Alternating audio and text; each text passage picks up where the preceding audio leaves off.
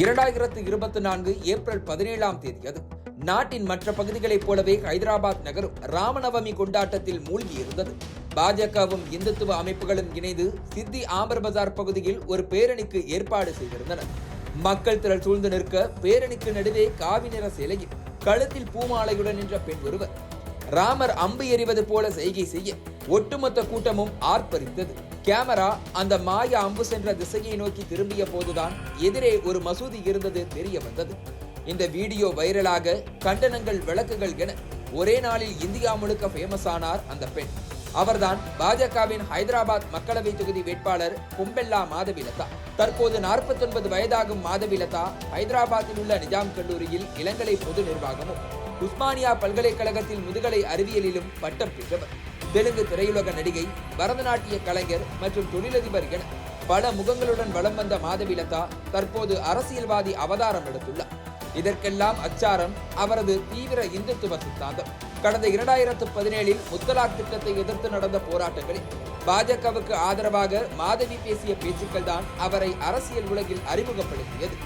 இதன் பின்னர் பெண் குழந்தைகளுக்கான கல்விக்கு நிதி உதவி வழங்குவது, சுகாதார முகாம்களுக்கு ஏற்பாடு செய்வது என்று அரசியலுக்கு அப்பாற்பட்டு தனிமனித செயலால் மக்கள் மத்தியில் நல்ல அபிப்பிராயத்தை வளர்த்து வந்த மாதவிலதாவை கடந்த மார்ச் 2ஆம் தேதி ஹைதராபாத் மக்களவை தொகுதிக்கான வேட்பாளராக அறிவித்தது பாரதிய ஜனதா கட்சி.